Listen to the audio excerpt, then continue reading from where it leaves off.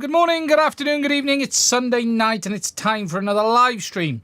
Now, we all in FPV like a battery, but this is a battery. And for those who haven't seen what one of these is, this has shocked me.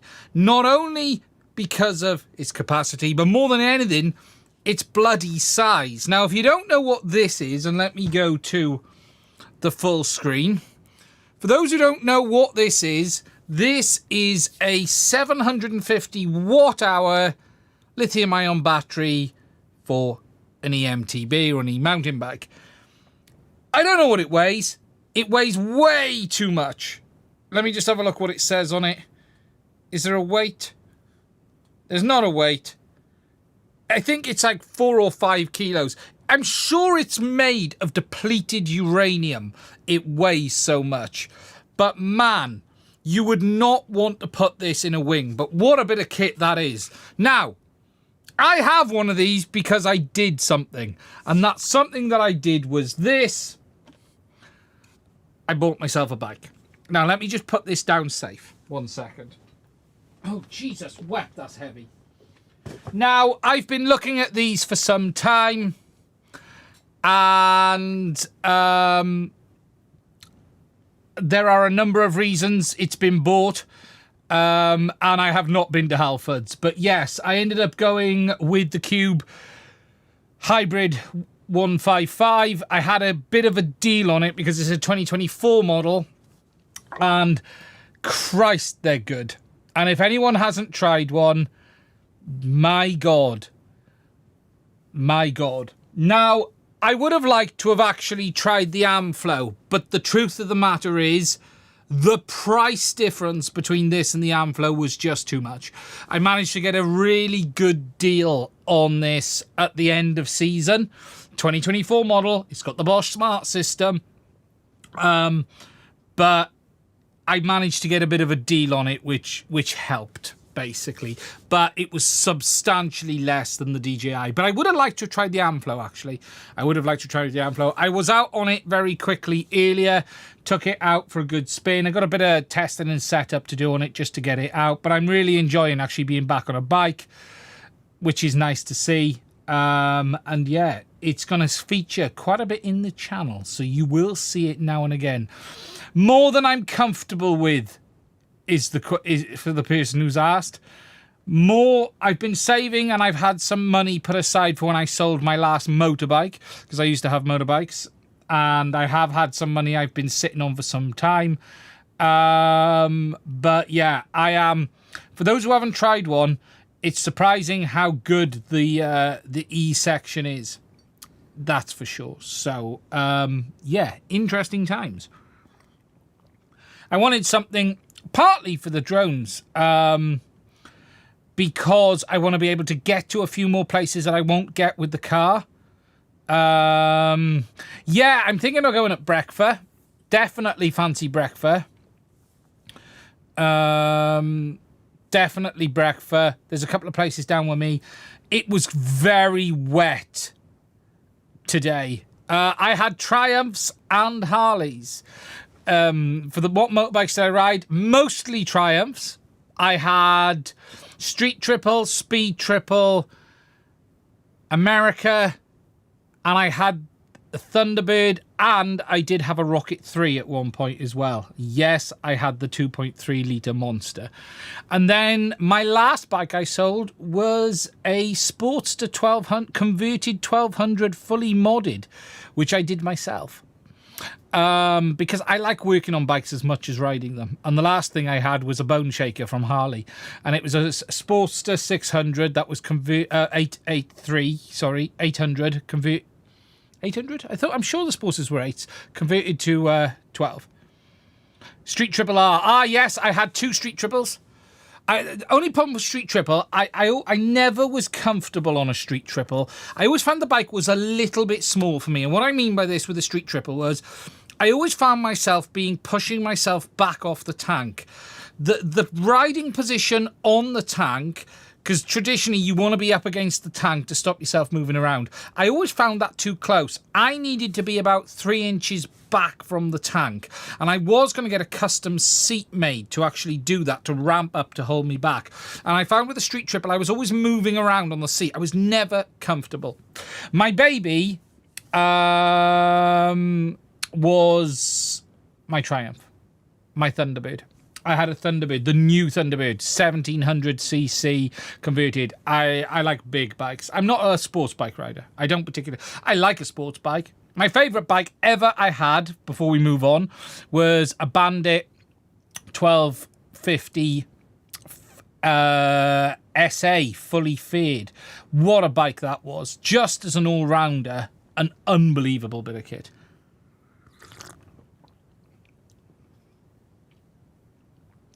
Yeah, there is a reason I stopped riding bikes, failsafe. It's not about you, it's about everyone else, unfortunately. And I had young kids and I made a decision. Unfortunately, here's the truth. A friend of mine's father died a few years later and I just decided it was time to stop. But yes, I've bought myself this. So this is my present from all of my saving for the year. I'm not allowed to spend any more money. This was from work and everything that I've done this year. I'm really enjoying. I've had a couple of rides out. I'm really enjoying being able to get out on something, and hopefully I can become less fat. So, yes. Muddy bum is an understatement. Let me see if I can find this picture. I showed this earlier, actually. I managed to get out today. It's been horrific. For those who don't know, in Wales today, we've even had floods, and there's a lot of people in a bad way today. Let me bring this. And no, I did not crap myself, but this was me as I got back after the ride earlier. It was that bad here. And no, I had not shat myself, before anyone says it.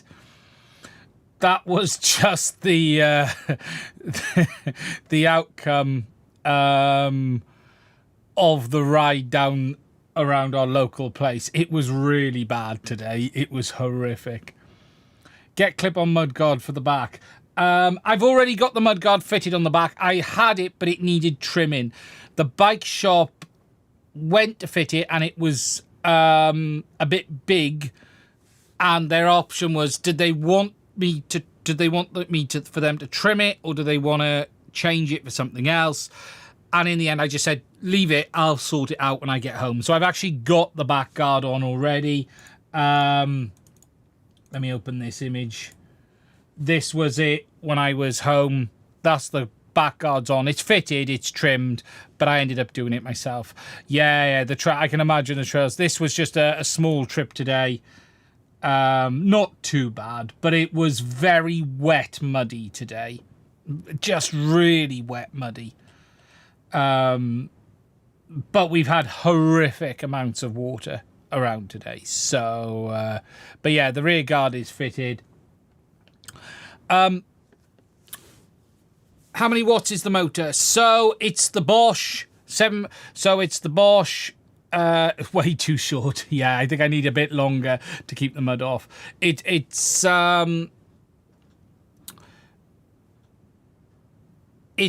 what's the Bosch rating? 750. I think the Bosch 7 or 800 watts. I think the Bosches are. They're either 7 or 800 watts. But yeah, look, it's something I'm hoping to do and get a lot more into. As I said, I've been sitting on the bike money for quite some time, and I hadn't really decided what I was going to do, but I decided to jump in now because I'm getting too fat. Needs to go further back. That's why they don't bother with them. That's why I don't bother with it. Josh has just said, think of the angle the mud comes off, you need to go further back. And that's why, yeah, and that's why you tend to have the whale tails off the back, isn't it? Because you need them all the way back. To be honest, I don't really intend get an ass saver. It will help. I couldn't afford the 155, but the action team is really nice. Yeah, I had a really good deal on the 155, Chris. I'll be honest. I had a very good deal on the 155. A substantial amount off that made it possible, basically. So, how do you lose weight on an e-bike? It gets you out the house is what it does. You still lose weight because you're still pedaling. But yeah, it's about getting out. But yeah, I'm really impressed with it so far. I really am. And I am going to do a little bit of content. Don't worry, not doing anything, but there's some really interesting stuff. I've been doing a big deep dive into the de-restricting because we like that sort of stuff. And the 25 kilometer an hour is complete BS, but it is what it is. But I am going to make a little bit of content around it as well. So, to say the least, but it's going to get a bit of use on the channel. So anyway, we ain't here for that.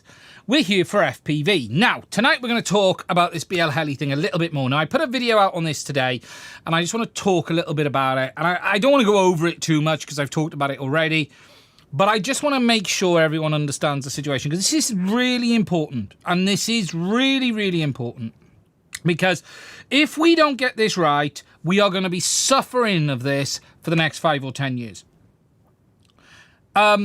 We're also going to talk about Betaflight and the fact that they're working on a wing integration and it's actually looking really good. And we're going to look at what Lehman's been working on. We're going to talk about some of the sales. We're going to talk about some new filament from Bamboo, which is worth a look. They have AMS TP. Pardon me. They have AMS TPU. And we'll talk about anything else that comes up along the way as well. Now, the first thing I want to talk about is the video I put out earlier, and that is about the BlHeli thing. Now, for those who've seen it, you're obviously not going to want to hear me bang on about it again. For those who haven't, basically, it's me whinging about the fact that manufacturers are shipping drones and products with this test version of BlHeli 32 involved. And I am really concerned about this. Now, I first saw this ages ago. I think, in fact, I was one of the first people to see this because I got that Secure or Sequire, I don't know how you say their name, ESC that they sent me, and I talked about this on my Discord, and that was the one that had the test firmware installed. And for those who are on my Discord, the guys will know about this. We had a long discussion about this, and this was, I think, the beginning of this pandemic, I'm going to call it. Since then, there's been rumblings that we've seen some Fox Ear ESCs with it. So I have images of the Fox Ear ESCs with this firmware. So if I go to the desktop, you can see there is the Fox Ear. So this is the RM4-in-1 60 amp. That is shipping with 31.8.4, which is a really old one. You got that Sequire, which I had. And then we've also got GEP, who are getting involved as well. Now, this was a difficult one for me because obviously this week I did the review of this, which was the Cinelog 30 version 2. I put the review out and I found that this had that firmware installed, and I did talk to GEP about it, and I basically got what I believe to be a BS answer. And that answer is that they had too many vibrations when using AM32, so they moved back to BlHeli 32. And when I mean a BS answer, it's not that I don't believe what they've said. I actually do believe what they've said. But it isn't an excuse, is my issue. Now, what I'm really concerned about with this is we are starting to see more and more manufacturers do this. And it's not just GEP. We've now even got this Sequire drone, the one that Joshua Bardwell talked about. If we just have a look on their website, and what's really concerning is they're just openly saying this now. So they're just going, yeah, we're going to ship a drone with this firmware installed, and look, you can choose down here to have the pre-release. Now, this is bullshit. This isn't acceptable. This is unlicensed firmware. This is tantamount to Dell shipping a PC with a cracked copy of Windows installed. It is just not acceptable for manufacturers to be selling products with illegitimate software on board. I haven't looked at their other models. Are they doing them with this as well? They haven't said on that one. What do they say for the ESC on this one? Let's have a look. They don't. And let's have a look on this thing. Whatever this thing is. And they're not talking about it there either. But they are certainly talking about it on this new Heon. I'm not sure how you pronounce that. Heson? Whatever we're going to call it. And you can get it with the pre-release BlHeli firmware. Now, my issue is really simple. If we accept this, there is no incentive for manufacturers to put in the effort and work with the likes of AM32, ESC Cape 32, Escape 32, ESC Ape 32, whatever, Escape, ESC Ape, whatever we want to call it, or anything else that might come. They are going to take a shortcut directly to this and continue to ship this with pre-release firmware that isn't tested, it is unknown, and it is not legitimate. Now, I've seen a lot of interesting comments on this on my videos. There are people saying, tough crap to BlHeli, they shouldn't have pulled the plug. This is them allowing them to try and continue because they bought all their licenses. There is no excuse. There is no good reason for this, and there is no way we should accept this is acceptable for them to do.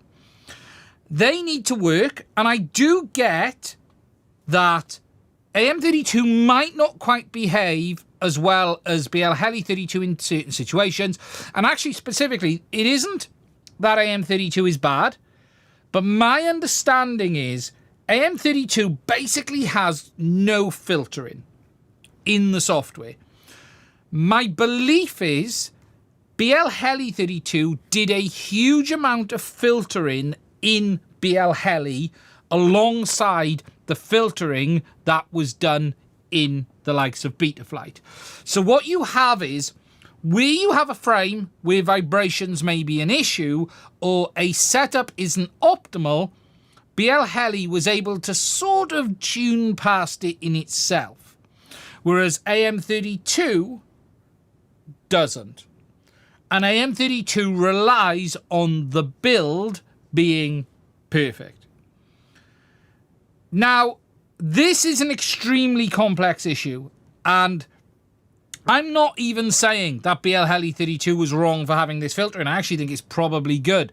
And I would like to see BlHeli 32 style filtering enter AM32, Escape 32, any of the others. I think there is work to be done. AM32 is not a perfect replacement for what we had, but it is a replacement nonetheless. More than that, there is still BlueJ. And BlueJ is fantastic. And the reality is, how many people actually need a 32-bit ESC does remain to be seen. There is still lots of good 8-bit ESCs out there. The move to 32-bit was not really because of performance. It was more availability. It's not good for 4D. Mad Hatter has said, nothing as good as BlHeli. Zoe had a breakdown. 100%.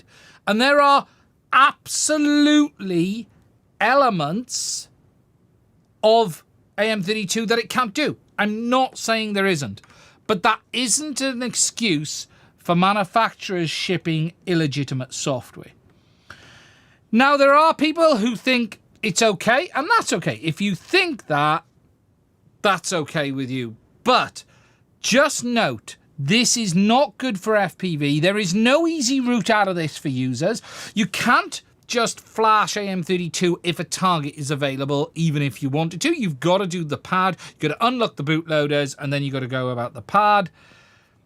And it really is an issue. And I know there are lots of use cases and people, and I've spoke directly to people about this, who are gutted BlHeli 32 vanished because their builds were based around it. The filtering, they had some very specific use cases like 3D, like others that BlHeli worked with. But the reality is, it is gone, and there is no good world where a private company is shipping it and selling their products to the users with it. Stu says, here's the main problem with the pirate BlHeli firmware options out there. It means there's no incentive for other private companies to make a better one.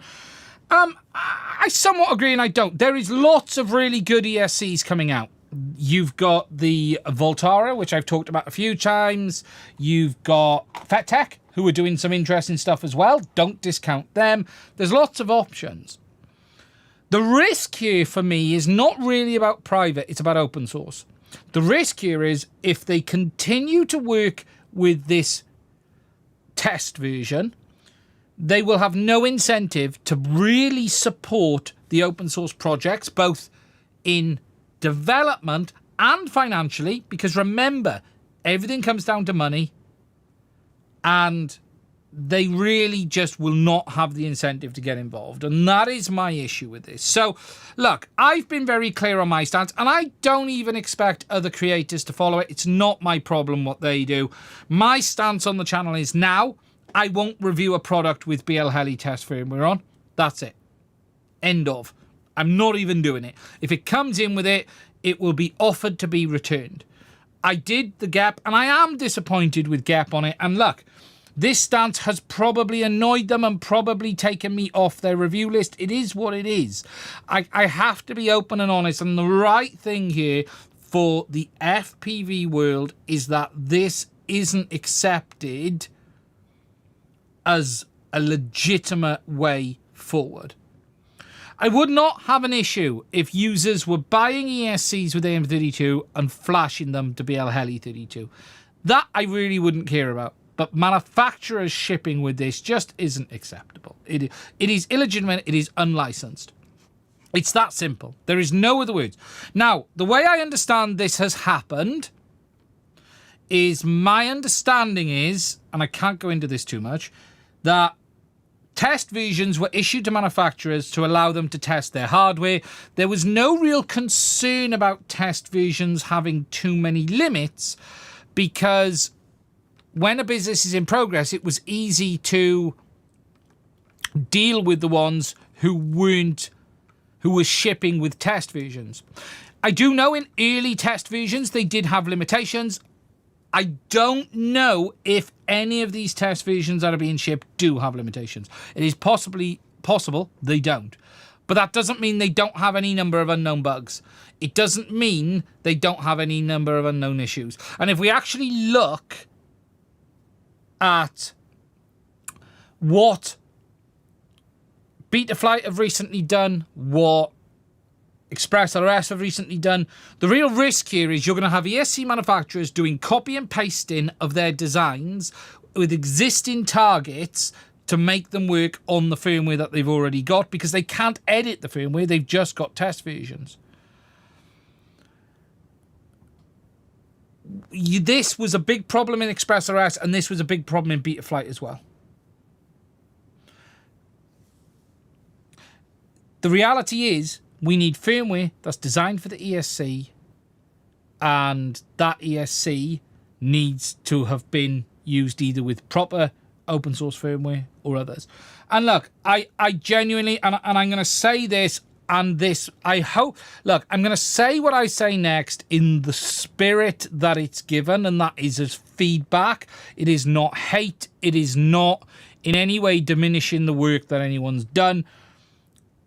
There is work to be done on AM32. There is work to be done on Escape 32. Those projects are in their real infancy at this moment in time. And often you find with open source projects is it takes a long time for things to settle, people to come in, the dev team settle down. You know, one or two people can't do this. These projects need to expand out. If you look at the size of the ELRS dev team, Betaflight dev team, the people running Betaflight, these projects at the moment have largely been one or two people, and that's been great to get them where they are. But at some point, the baton also needs to be somewhat spread out and handed out, and these projects settle down. And that needs to happen with AM32. And I'm not saying any of the developers involved need to leave. That's not my point. My point is they need to grow, they need to develop, and they need a structure. They need to innovate. They need to settle in how they want to be, what they want to be. Beliefs of what they want need to be looked at and changed and manipulated and accepted. You know, often with open source projects, they start because of something that person doesn't like in something else. So if you think of AM32, it started because someone didn't like something about BlHeli, closed source. Escape 32. All of these projects are started to try and fix a problem. But there is a point where the vision for the project has to be wider than just its original use case, and it needs more developers to come on board to support it. It needs people to come in and help and write documentation. It needs a lot of people. And I know for a fact Escape 32 would be happy to have people get involved and help with documentation. I had a bit of a back and forth on their Discord with their developer, and I probably came across a bit of an asshole like I usually do, because that's what I do. But my point was the documentation isn't up to scratch. There needs to be more of it. And it sort of was said to me, well, why don't you do it? And I went, I ain't got time to do it, but someone needs to do it. Because what I'm trying to say is this is why the projects aren't getting the people viewing them. You know, but all of these projects need help. They need people to get involved, whether that's developers, whether that's donations, whether that's manufacturers, whether that's people to get on board right in the documentation. This is the issue. And it's not just Escape. AM32 needs it as well. So it needs people to get involved. And that will take time. And it will take quite a long period of time for the projects to settle. If we look at Betaflight, Betaflight was quite a mess for some time until the current dev team and the current management team, the fantastic Sugar K and all of those guys, really settle things down into the groove that Betaflight is in. It is often the case, actually, that the earliest people involved don't carry it forward. That can often be the case as well. And I'm not saying that will happen with AM32 or Escape, but that does happen. If we look at what Betaflight is, Fork, Clean Flight, all of these spills all the way down back to MultiWii. And there is always a bit of shifting around. What's actually crazy is if we actually look at the Express ELRS project, this is the anomaly. Because by now, all of those developers should have fallen out with each other and had big arguments and moved on and forked it 18 times into their own projects. And by now, we should have had something else. The crazy thing with the Express ELRS project is that it managed to make it through those early turbulent years, and it has developed into an astonishing success story. It's arguably, alongside Betaflight and ArduPilot and iNav, one of the most successful open source projects. It's incredible how it's done, you know, and you know how Wes and that lot haven't ripped each other apart, I don't know, especially when he spends all his time and all of the effort on beard oil and incense sticks. You know, that's all he does is smoke incense sticks and rub oil into his beard. Give it time. See, there's all time for it to fall apart yet. Especially with that J guy. That guy's a bit of a...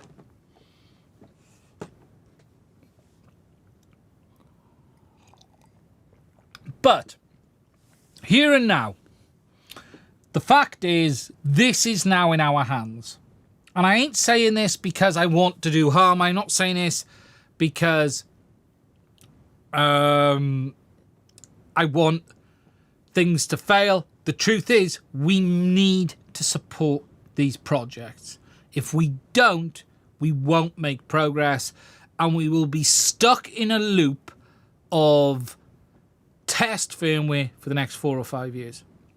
And that's the problem. And that's my point. So, it's up to us. It's in all our hands. All we can do is see what happens. Please do get out there and consider supporting Escape 32 or ESC Ape 32, whichever way you want to pronounce this. ESC Ape 32, Escape, I don't know which one it is. Whichever one it is, go support it. Oh, my door is opened in the wind. And also, please do also check out AM32 as well. I'm just going to go and close my door. It's that windy, it's blown the door open.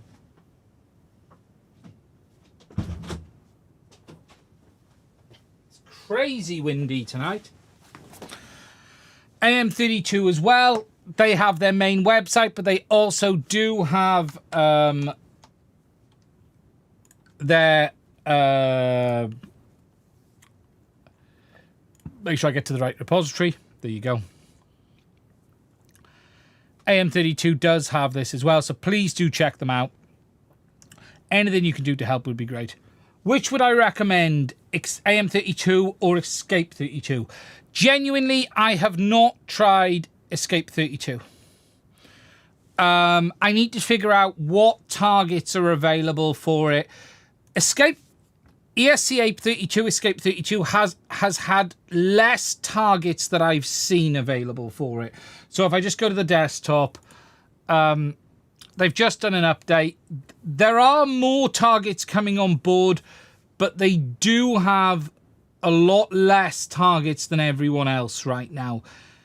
But that'll change as well over time. There are more than this. This isn't... there we go. There's a 47. So these are all the ESCs that have targets for it now. You can see some iFlights. And what's interesting is if you look at the targets, you're seeing a lot more come on board. So you're seeing all of these. Look. Neutron RC. Sequoia as well. Skystar's one. T-Motor as well. So we are seeing more and more.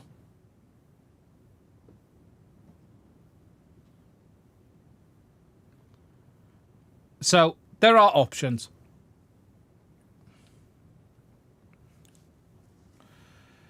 Okay, so catching up on the chat. Let me just he's gone off the hit of Galaxy Gas. Right, let me just go back. Give it time, Wes says. So we with you, Ian.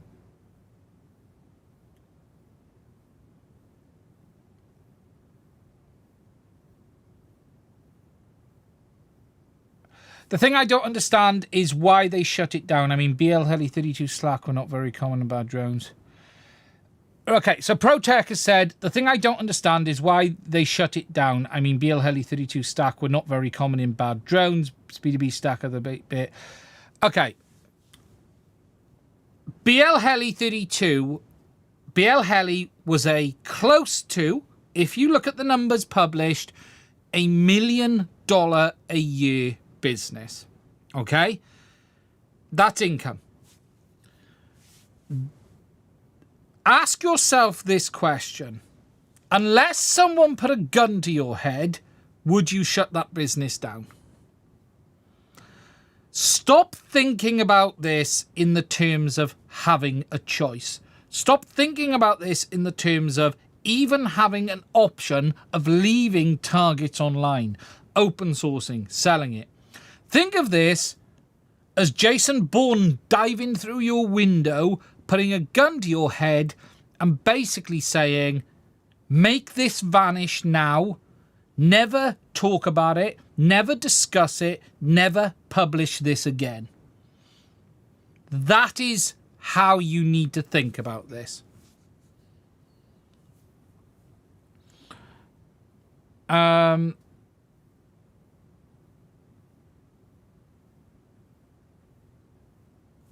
just catching down on the chat and I'll answer some of the questions.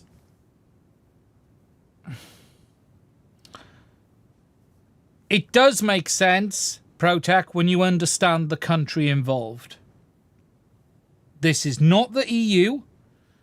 This is not as simple as it looks.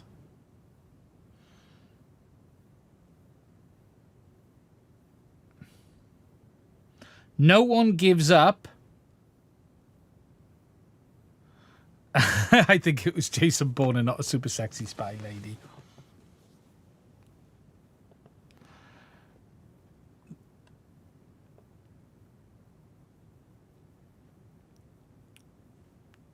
I don't think proof was necessary in this. This was more, the proof was in the numbers, unfortunately, and it's not about who they were selling to. You've also got to take into account. Okay, but by this logic, Betaflight, iNav and everything else would disappear because of political issues. No, they wouldn't, because they're not in that country. Take into account where the country was.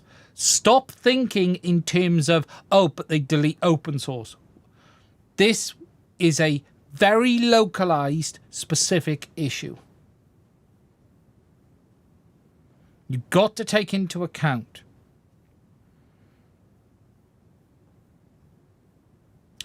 People can go and search for the way BlHeli was based. That's down to them. And it wasn't in Russia. But it was in a country that borders Russia, which makes things complicated.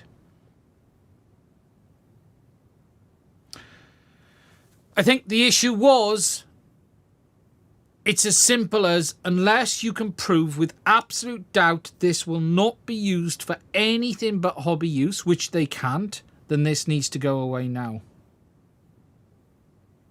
And as Earth Tripper said, also a profitable private company. That is part of the complexity. There is a lot about this that will probably come out in 5 or 10 years. But I can tell you again, I'm just going to use these words one more time. No one walks away from $1 million a year business if they have a choice.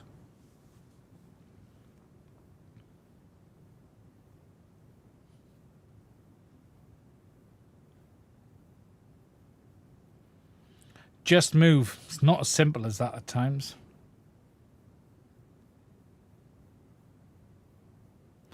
It's a complicated situation.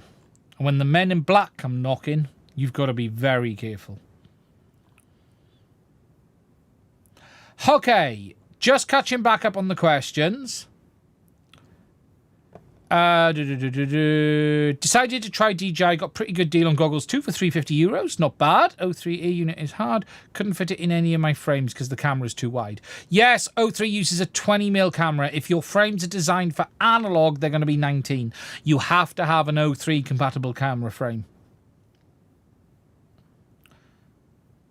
Also, who sells air units without mounting holes? Yes, designed to be stuck down, or you can remove the screws and replace them.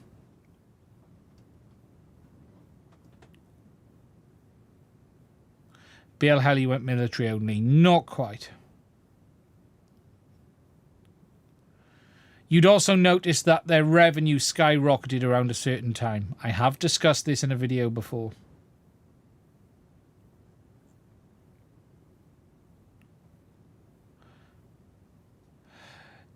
Laserby, yes, I found them. I will be discussing them on the channel in due course.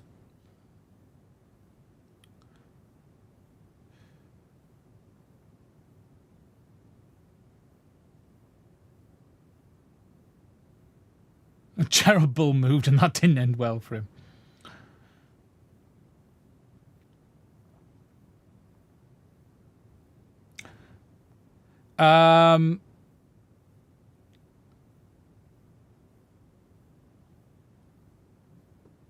Okay. Hello, Siati. How are you? Hope you're well, my friend. I saw your video in the week. I saw your stream earlier as well. I was listening. Sorry to jump in that earlier. For those who don't see, Siati had a tough video he put up in the week, and that's the words I'll use for it. He also had a bunch of bell ends in his stream today that I'd have just told to fuck off and ban personally, and he has far more patience than I have because he's a nice guy. Yeah, I hope you're doing well, my friend.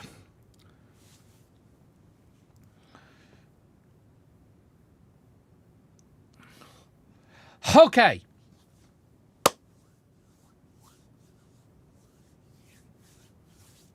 Next,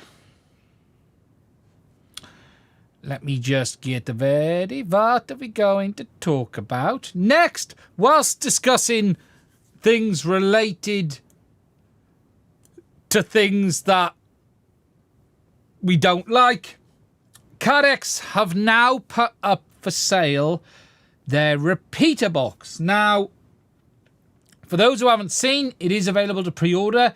It's a bit cheaper than I was originally expecting. I thought the original release was expected to be $1,000, which I thought was quite expensive. Actually, $529 isn't too bad.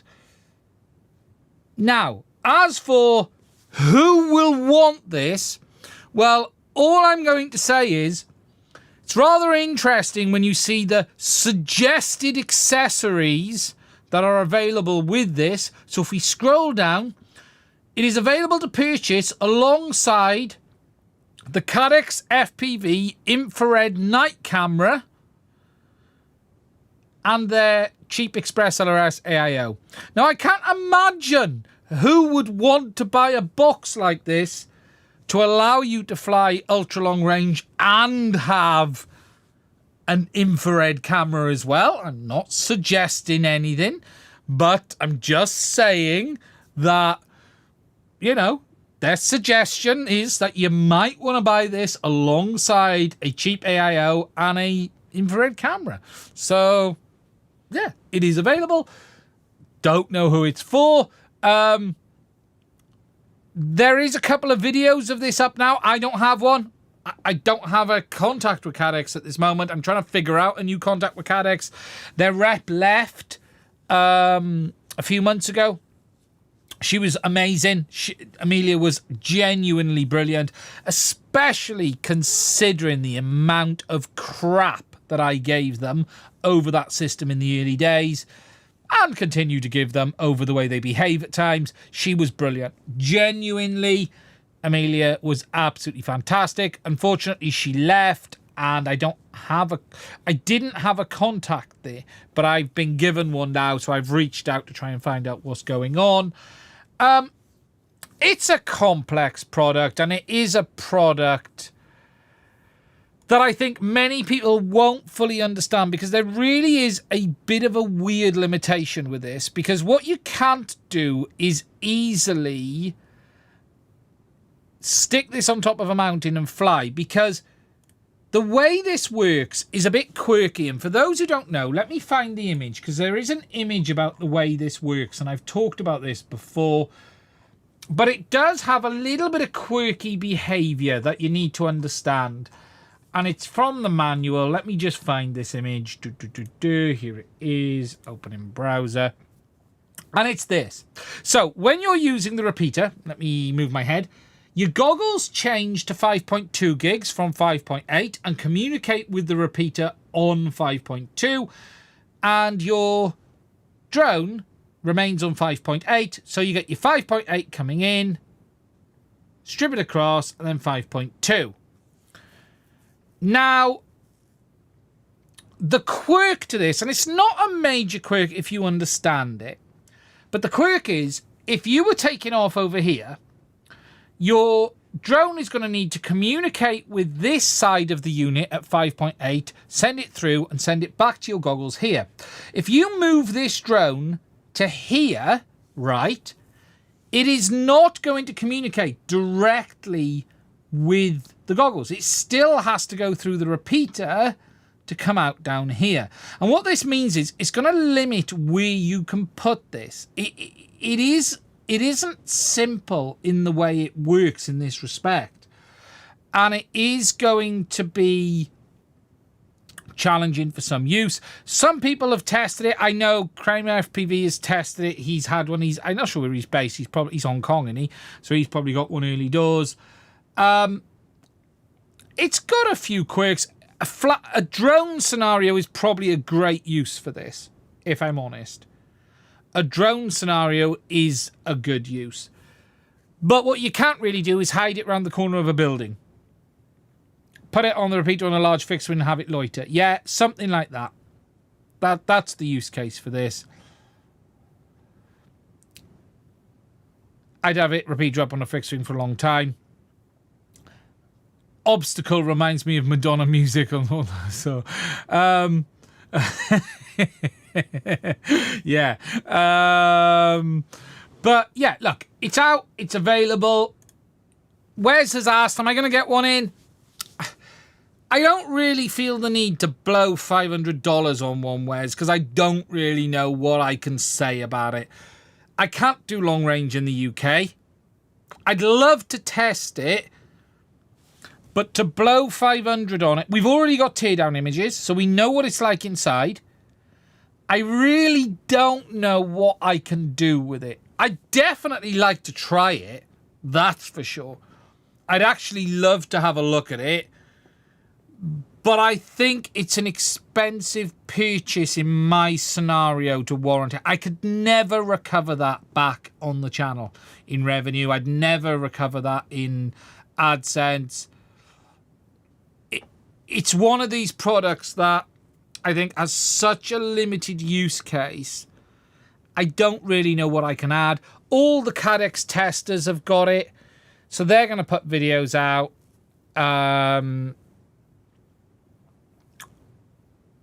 Kramer have put his video out on it. I would absolutely love to make content if Cadex want to send me one. I just don't feel it's going to be easy to really get much from it in a standard scenario.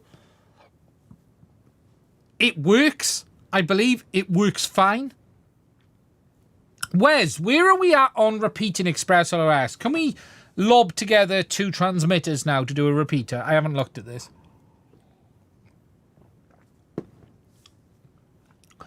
Do I think DJI will make a repeater at some point? They already have. DJI have had a repeater available for quite a long time, but it only works with their Agra drones. DJI have had an OcuSync repeater for about 2 years. Cadex are lying when they say the first digital repeater. They're basically lying. DJI did it years ago. But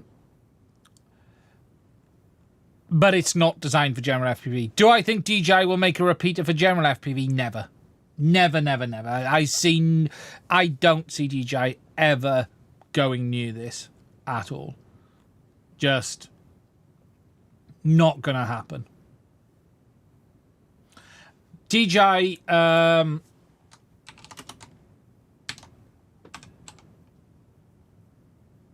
Agras. DJI have had a repeater. DJI relay module. Here it is. So DJI have had this for a few years. This video is a year old, and I saw it before then. So DJI have had a repeater for quite a long time. And the idea of this is it allows people to repeat. So it's certainly not a new phenomenon, put it that way. But they don't make it available for all of their drones. But DJI have had repeating and relaying with their remotes for years. They've had, handover and stuff for quite a long time. HD0's the one that could really easily build a repeater. But yeah, DJI have had their version of it forever, so it's not particularly new concept, put it that way. So 5.2 gigahertz has the same bandwidth as 5.8. Yes. You know, DJI used 5.2 gigs on O3 in the EU and O4. So 5.2 is no downside. Someone has said that they don't ship it with 5.2 gigs antennas. Yeah, that's a bit of a weirdie, that. Let's just have a look. Are they not 5.2 gigs antennas? I would ask on the specification. But they could be dual band antennas, because remember, DJI's antennas are tri-band.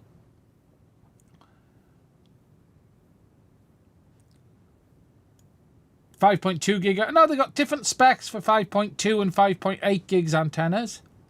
7 dBi gain. Okay.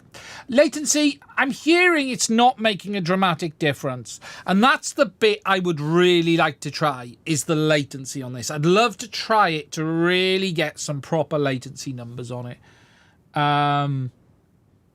It's an interesting product. Shipped with 4 5.2 patches and 4 5.8s. Yeah, so you've got different frequency patches. 5.2 for the goggle side, yeah. But your goggles antenna are 5.8. That's the problem, I guess, people are complaining about. But the 5.8s will be... yeah, that's not ideal.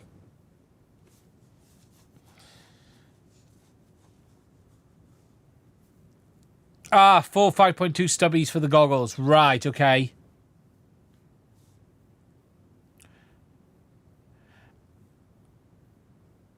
I'm not surprised the latency isn't terrible. I've been told the latency isn't terrible. There's a little bit on it. I'd like to do some factual checks to actually see what it does.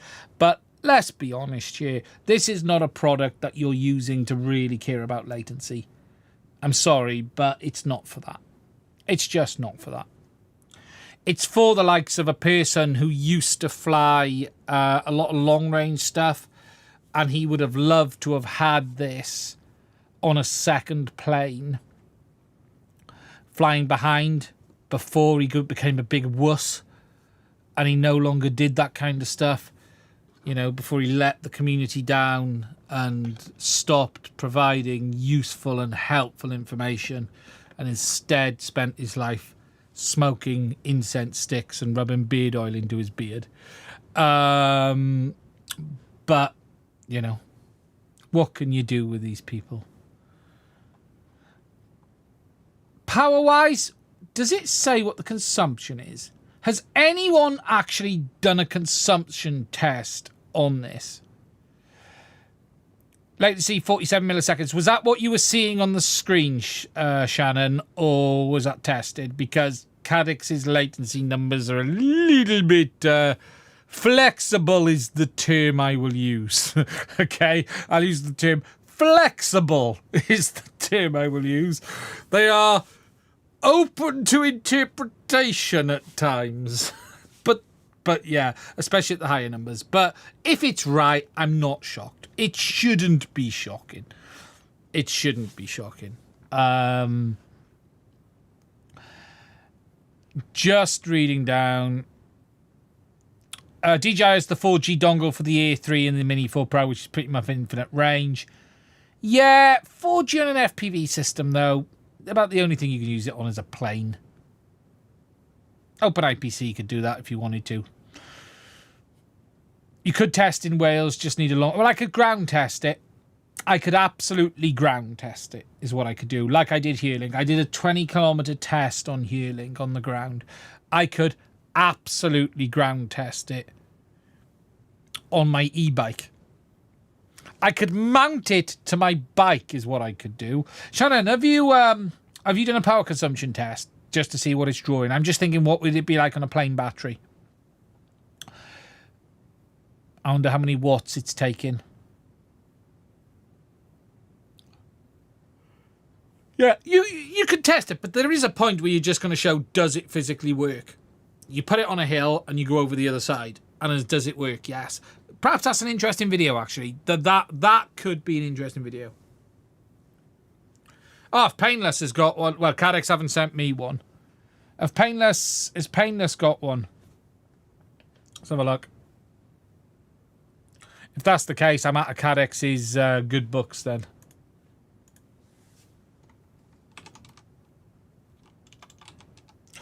I could strap it to my e-bike.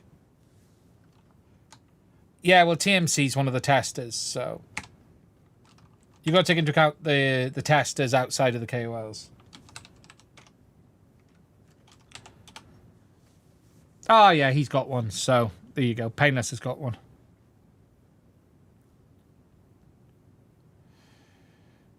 You've got to take into account that there's a bunch of people who are testers who've tested it for ages, so they're not the people who would have been sent one in the last week or so.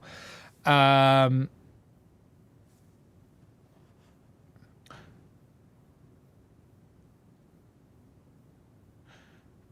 intrigued. Yeah, so you've also got to separate off the testers versus the reviews, because the testers are not reviews. They're inherently biased by being testers. Or at least they're tied to the project by being testers. And you have to class them as I would, the same as I classed Ryan from HD0. You can't be a tester and completely objective. That's the fact. That's a fact. That just is a fact. You just can't. You're part of the inner circles. So, and it's the same with Ryan. And I was always very open and to saying, you know, Ryan is great, but would you take a review from Ryan saying HD0 is much better than Avatar HD? And it's just not how it's going to work. He said, yeah, well, look, he said they didn't send him any 5.2 antennas. Shock horror. Cadex not having it ready to actually review. Who would have thought that was the case? Well, if he's put a video out, he's had it a few days. So, yeah, exactly. You know, Shannon said the tester's role is to provide real data back to Cadex and opinion when asked. Yeah, it's not to review it. The latency would definitely be interested. The latency would definitely be interesting, and it would be the only problem with doing the latency is going to be really hard to do over distance. It always has been. That's one area. Yeah, no, I am subscribed to Painless. Oh, yeah, no, this isn't on this account. This isn't the account I use for most of the stuff I watch. You have to remember, I've got multiple accounts.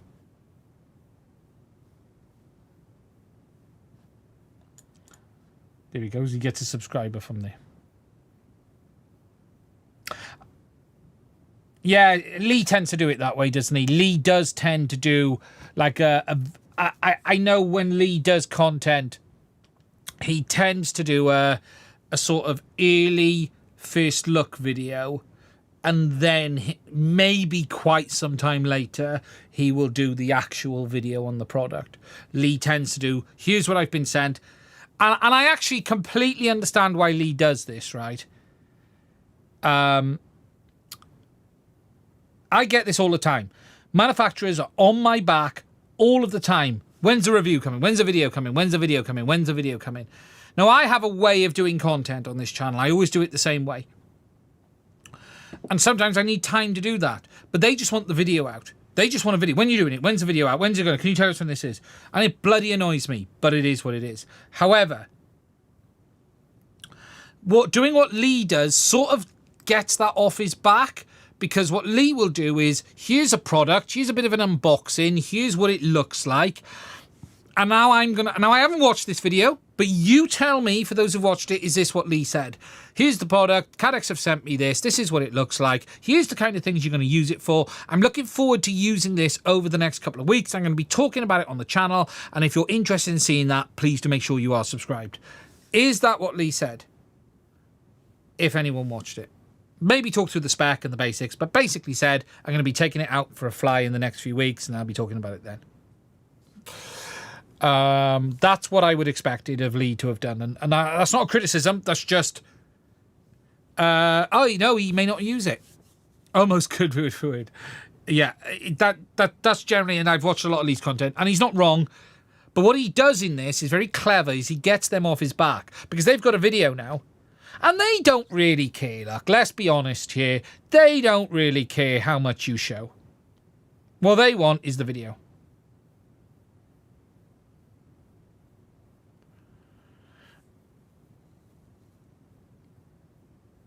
You know, they just want to get their product seen.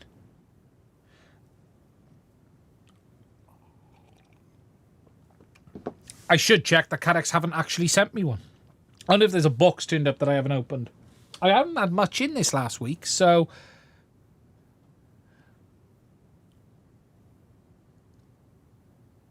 The beard is live. Louis is negative. Yeah, I haven't seen it. I watch it. Lee's a great guy. Lee's fantastic. Lee's like my go-to iNav guy. And I'm not being critical. That's not critical. It's just what I notice how Lee does his content. Where I will spend all his time trying to get into the deeps and ins and outs. And I might make a manufacturer wait 3 weeks for a video and they get pissed off at me then.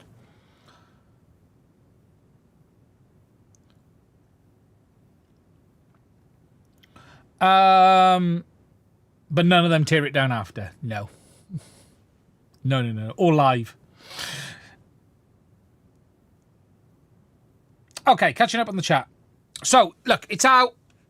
It's a weird product. I would definitely like to have a play with it. I'd like to do something interesting with it, actually. Stick it on the e-bike on a mountain. Shannon, I want to know how much power it takes.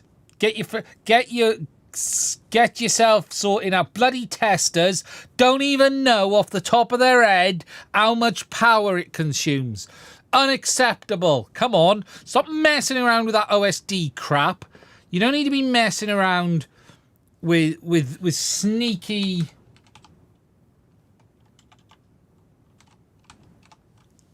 FPV OSD. You don't need to be messing around with this lot, right? None of this. Stop this. Stop this nonsense.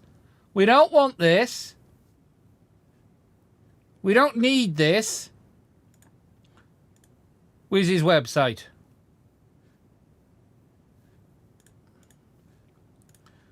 You don't need to know where his Buy Me a Coffee is, right? You don't need to know about this. You don't want to go and donate to the man, right? You shouldn't go and do that.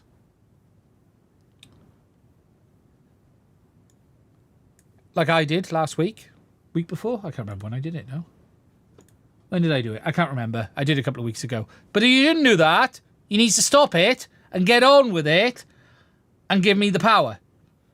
So pull your bloody finger out, slacker.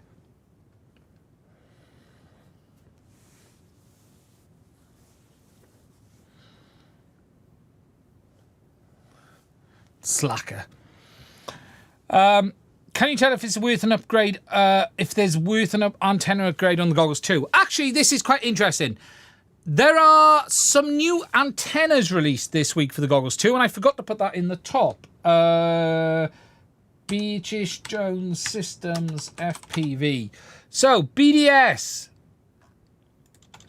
Is it BDS? BSD? I can't ever remember. BDS. DJI goggles.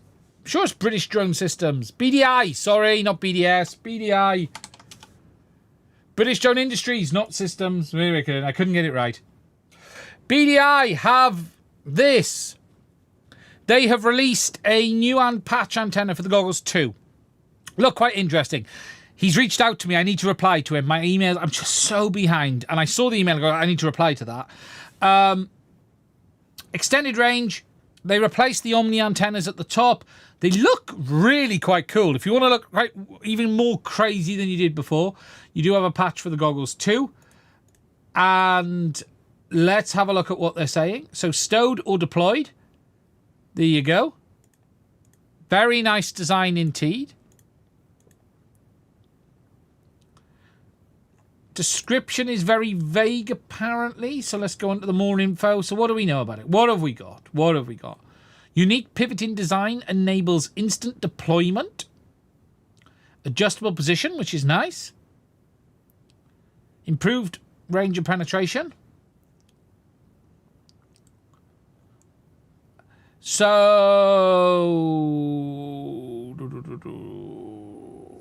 what have we got spec-wise? So 5.2 to 6.8 gigs, okay. 8.25 to 9 dBi. That's a fairly high gain. That's up there with the XAs, that is. Left-hand circular polarized. Horizontal beam width 134 degrees. Vertical beam width 108. They look very interesting. They look very interesting indeed. Price-wise, what are we talking? $56.99. It's not bad either. I do like that. I have to say, they fit on that very, very nicely. That is a really clever design. And look, I'm a big fan of Hugo with the True RC patches, but they are a bloody joke to mount. You know what I mean, on the goggles. I do like the XAs, but they stick, you know, you can't leave them on. That's for sure. I do like this folding design. Would I say Goggles 3 can be modded with antennas like the Integra? Yeah, absolutely. There's no reason you can't mod the antennas. You've just got to tear the goggles down. Anything can be modded. What I would be doing on them is fitting some SMAs. Or RP SMAs, to be clear. I'll reply and get these in this week. Goggles 3, it's just you're going to have to tear them down. You're going to have to tear them down to do it. Just the same as these. You know, you can absolutely mount antennas on these, but you're going to have to tear them down and you're going to have to get adapters. The issue on these is that they have now those smaller IPX connectors. Redesigning the Goggles X body shell at the moment. Is there anything to suggest the Goggles 3 antennas aren't up to snuff? I think, no. Look, there's no good reason to rush out and change the antennas on any of the DJI goggles. I've always said that, but people do want to try and maximize performance, and a set of patches helps. 9 dBi patches makes a difference. There's no question about that. So with regards to if you want some real directional performance, it's worth a look. What's interesting, as I showed already, is DJI actually have patches in these, but they're only 3 dB. You know, that's the only downside to these.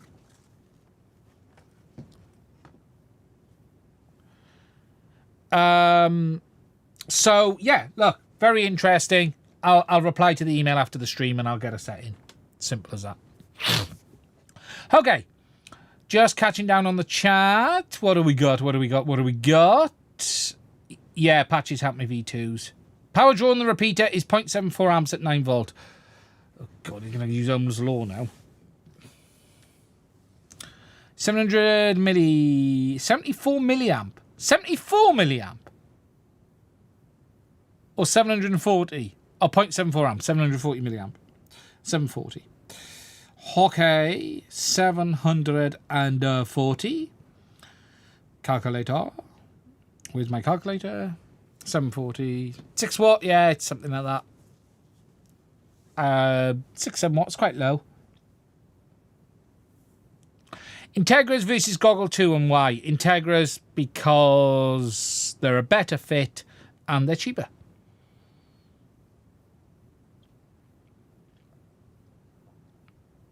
One by 5 amps and 12 volt DC manual online. Okay, that's maximum. That's not too bad. Thoughts on running one patch and one Omni? Well, you wouldn't need to because, yeah, look, there's certainly nothing against doing one patch and one Omni. No issues at all. Best of both worlds.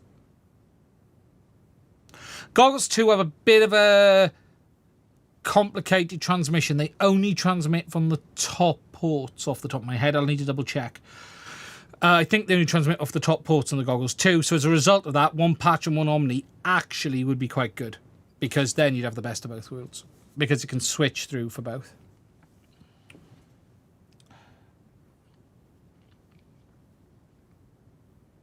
Do you like the Goggles 2 larger field of view? Yes, but the fitment is shocking. And the blurriness is terrible around the edges, as someone says. So that is also an issue. That's the problem with the Goggles 2. They are compromised. Heavily compromised in what they look at. Right. The next thing I want to talk about is this. Now, let's be honest. This guy's a lunatic. But he's a good lunatic. Lyman is working on wing support for Betaflight. And this is very, very interesting because this is going to then bring Betaflight into the world of wings and planes. And whilst I don't expect it to ever be a replacement for iNav, for people who are looking for a simple wing system, this is definitely worth a look. And what's quite interesting about this, right, is just how stable this looks compared to some of the other flight control softwares. Now, you can see down in behind me, he's got his footage, but let me move to the full screen a minute. So here is the full screen flight footage. And Christ, it looks quite stable. It looks really stable compared to what I would have expected from iNav.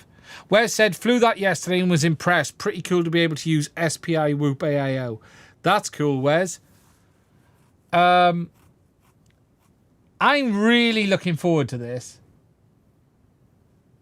It almost looks stabilized, doesn't it?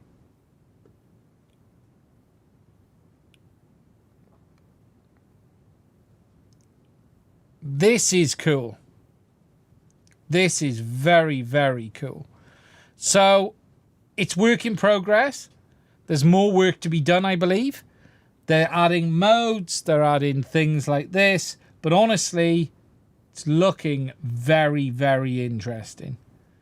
I don't know if that footage is stabilized. I don't believe it is. I could be wrong, but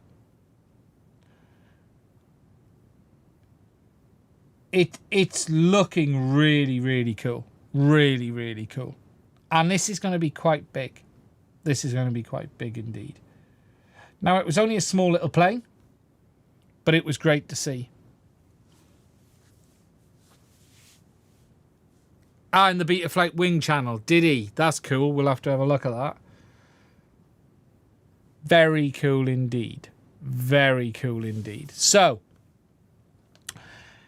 lots of interesting stuff around the corner coming in Betaflight. It's going to be interesting to see how it all pans out. Now, before I move on, I'm just going to say a big thank you to the people who've donated super chats. 2 have been done. We've got a new channel member. Oh, no, we haven't. He's not new. Just a cheers from Off Access. He's a channel member. He's not new. He's been a channel member for ages. Thank you, my friend. And Aeroscope has donated £10. Thank you for that. I really do appreciate it. Now, for those who don't know, I do have a Patreon and I have a Buy Me a Coffee. There are links to them in the description. Please consider checking them out. I'm not going to beg or anything for it. But it is available for those who do support the channel. I want to say a massive thank you to all of my Patreons. We would not be able to do this without their support. Now, a couple of little things I'm going to talk about next. The first thing I just want to talk about is TPU. Now, I'm going to get some of this in, and Bamboo, I think, is sending me some of this. But this week, for those who whinged about the Bamboo TPU in the AMS, Bamboo now have an official AMS compatible TPU that is available to order from their store. So if we go to filaments and we go to TPU, they've now got a TPU specifically designed for AMS. Now, it is available in a number of colors. It is a different hardness. I'm going to order some of this in to see what it's like. It's definitely a lot harder. That's for sure. What is the shore hardness on it?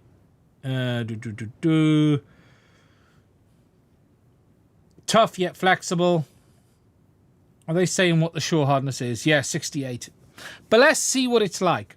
It'll be interesting to actually see what it's like. Temperature.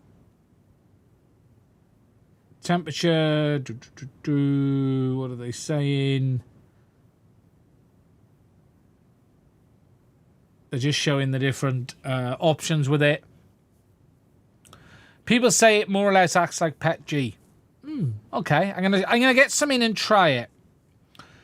Is TPU okay without the AMS though? Yes, you can print TPU on the back of the printer all day long. It's just you can't put normal TPU in the AMS because it's too soft. But I'm going to order some in, and I'm going to try it and see what it's like. I'm also going to try some of their Aero PLA as well to give that a shot, because that looks really cool. The Aero PLA, super light too. But I know, look, a lot of people wanted flexibles in the AMS, and it's sheer. I don't know if they came up with anything magical. I want to see how it behaves overall, but it is really good to see that they have released this. Now, you have to dry it a lot, and you got to print with thin walls for it to be flexible. It's not really what we use in FPV, let's just say that. Have you tried it, Joseph? I haven't tried it yet. That's interesting. Now,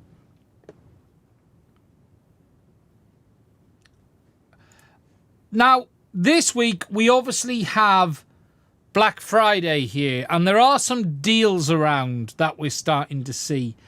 Cadex have a few. I've noticed they have some deals on stuff at the moment. If we click on Black Friday, goggles are $50 off, down to $459. Goggles and their GoFilm 20 is down to $829. Goggles and a Pro Kit with a VTX is down to $579, $569. And with regards to ear units, you can see they've taken $20 off a few of their ear units. 178, 159, 169. And then 139 for the standard 8GB V2 kit. And then there's a little bit of money off their gimbals as well. You can get the GM3 for $20 off too. There's no discount on those other ones, yet they're showing them on the page, which I find quite interesting. But yeah, they're offering some discounts on their products. Not a huge amount of money, but it is available there if you want it. There is also Beta FPV, I noticed, are doing some stuff as well. 15% off some whoops. They've got their kits that are available too. And again, up to 70% off some clearance items. Express RS Nano Receiver for $9.99. Not sure that's a great deal. It's okay, but it's all right.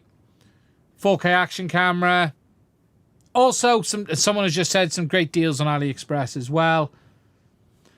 If you're looking to get some stuff, now might be the time to have a look. DJI-wise, DJI are doing Black Friday.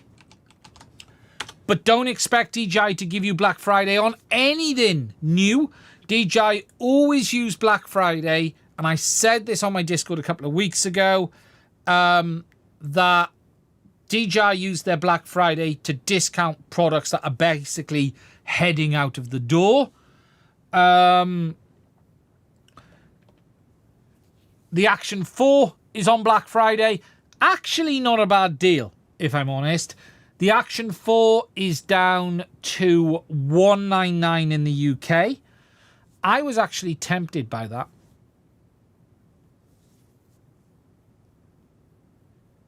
I wouldn't look at the Action 3, but the Action 4 is good money. Really good money. I'm actually seriously tempted on that. Old Grumpy Nerd said he's clearing his shop with average of 50% off. If you want a mini Drac, this is the time.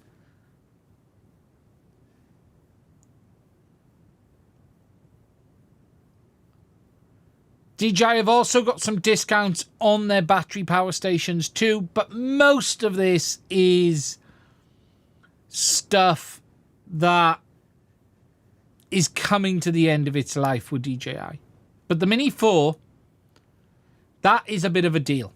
If I'm honest, that I am seriously tempted on that. I am seriously tempted on that, if I'm honest.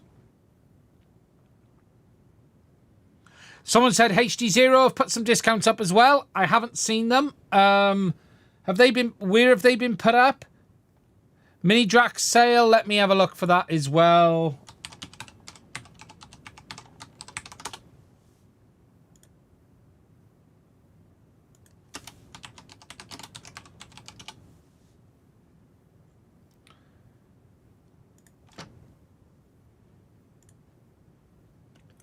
There we go. For those who haven't seen, we have discounts, as I mentioned just now, on the mini DRAC kit. So you can see there, it's down from 209 to 113.87. I might order one of them in. In fact, I'm not going to might order one of them in. It says sold out. Is it available? Is it available to order?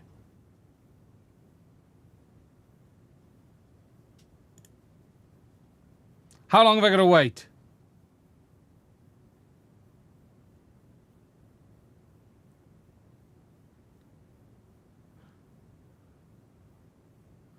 Oh no, too late.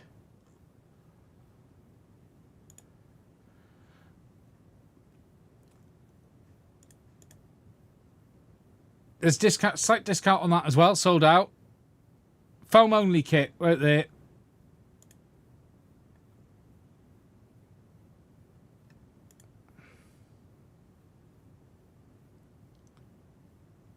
Where's the foam only kit? That's the spare foam only kit there. Very few remaining.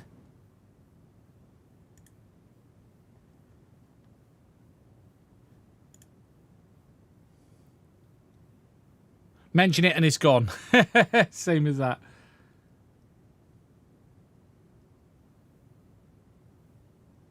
Purchase 4, delivery in the US was 3 days. Chat is fast. And someone said HD0. No spare parts to the foam only. No. Where was HD0 posted, Shannon? Did you say? Was it on Facebook?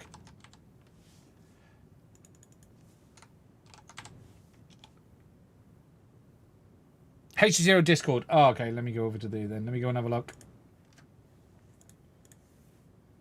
Oh, I've got the notification. Yes, there is. Let's have a look on HD0. Okay, so on HD0, you have the HD0 goggles down to $499. The HD0 monitor down to $125. The freestyle kit down to $110. That is the cheapest I've ever seen the HD0 freestyle kit. The Mobula 6 Eco Bind and Fly, $110. Crux, $35. The Whoop Light kit, $70. Cool. Look at this. The Race Version 1, $35 for a VTX. Wow. Race Version 3, $50. AIO, $85. And then the cameras are down to $40, $50, $35. That's some decent discounts. HD0 goggles, $499. Very, very interesting indeed. The biggest deal there, I think, is the freestyle for $110. Good deals for racers. Yeah, like the race version, 35 quid of VTX. Jesus, 3 for 100 quid. That's a good deal. 105, you know, that's a great deal. I'd shove that in a build all day long.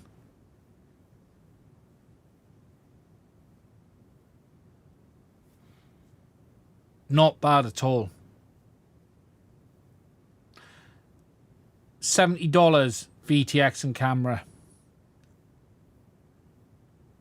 That is cheap. Version 3 is definitely better, but if you can get the version 1 in a frame, that's pretty good. That's pretty good indeed.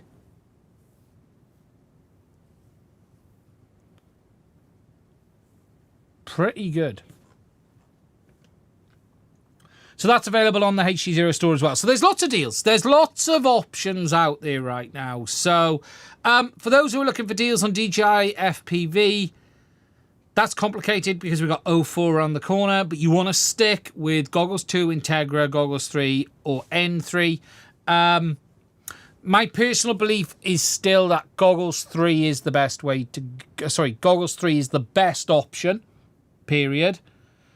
But a set of Integras at the right price. Definitely set of Integras at the right price. I'll be releasing my files for the Foam only will enable you to build your own config. It's actually very good value. You just need a printer and a few carbon rods. Cool. On Old Grumpy. So yeah, some interesting stuff indeed. Some really, really interesting stuff indeed. Some good deals out there. Support your vendors. Support the people who support the community as well. You know, that's the important thing at this time. Right. It's time for, if you've got any questions, put them in the chat now. Now's the time to put them in. If there's anything I've missed, please do let me know. Someone just said, I found some 9-inch Chinese motors that are literally unbeatable. They are QX motor 2821. They outperform T motor in every metric. But how? How do they outperform T motor in every metric? And what metric are you measuring? If they're cheaper, I get it. But that is a very bold statement, and it's the sort of statement that was said around Ross's motors and things. Quantifying outperform in every way is an almost impossible task. Do they give you 50% battery life? Do they give you, are they stronger? Are they... That sounds like bullshit, if I'm honest. They are super efficient and have more thrust. I call bullshit. And the reason I call bullshit is this. There is no motor that is a lot more efficient or has a lot more thrust than another motor. The laws of physics apply. What goes in for what comes out must go in. They can't be more efficient and have more power. Not possible. You can't change the laws of physics. If you said to me, in tests, they're 3% more... They offer 3% more power, but consume only 1% more energy, I would absolutely believe it. Anything else, I call bullshit.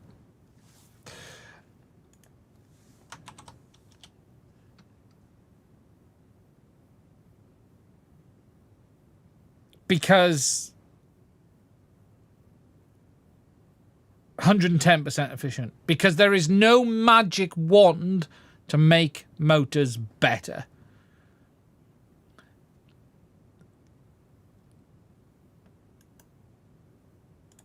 I've never heard... Let's have a look at this motor. Who is it?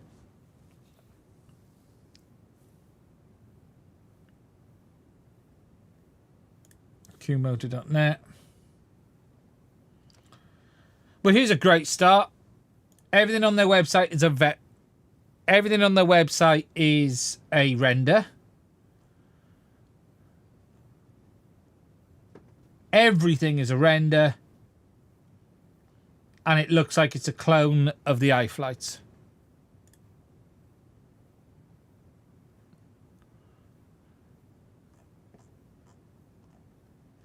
Fucking renders everywhere. And $40 a motor. Fucking hell. For $40 a motor, they could have afforded a camera.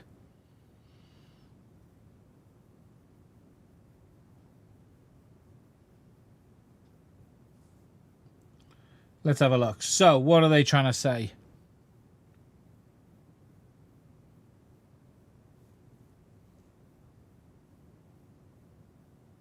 They're half the price for Black Friday, are they? They bloody should be at $40 a motor.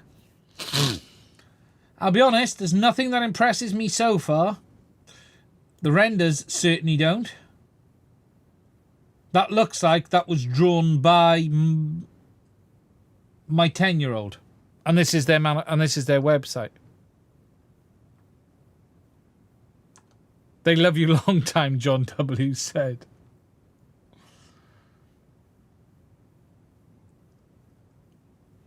Oh, is that actually a real picture? I found one. That looks real.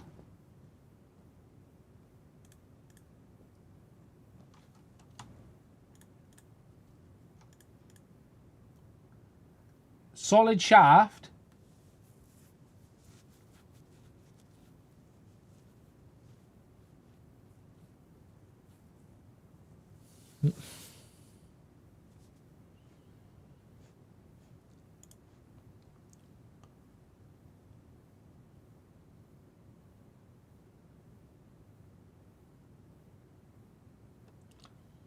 I'd buy a set of Zings. Or T-motor. Here's the truth.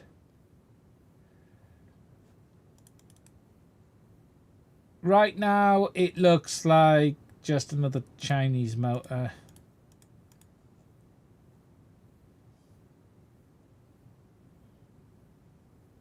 About us. Contact us. Let's have a look. Okay, they got an address, which is good. It looks like someone who's left iFlight has decided to set up a motor, or one of the others is what it looks like. Now, this is interesting. They got an underwater thruster. If you'd have told me that, then I'd have been interesting. Wait a minute. Have I seen these before?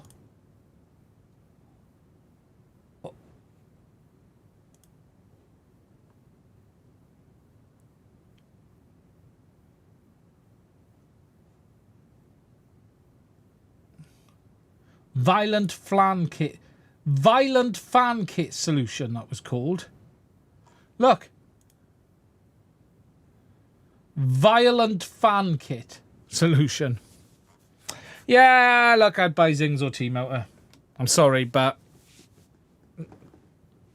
I don't like a website with renders.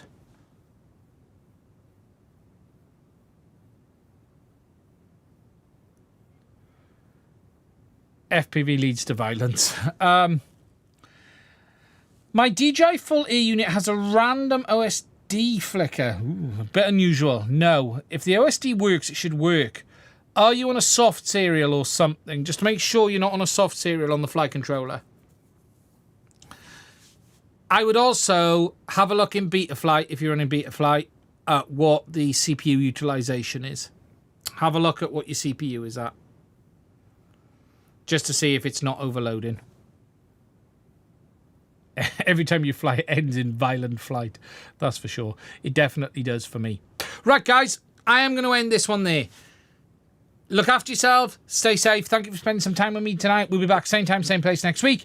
Please do consider checking out links to my Patreon as well as buy me a coffee. Thank you to everyone who supports the channel. Stay safe. Some videos coming tomorrow. Look after yourself. I will speak to you soon. Later.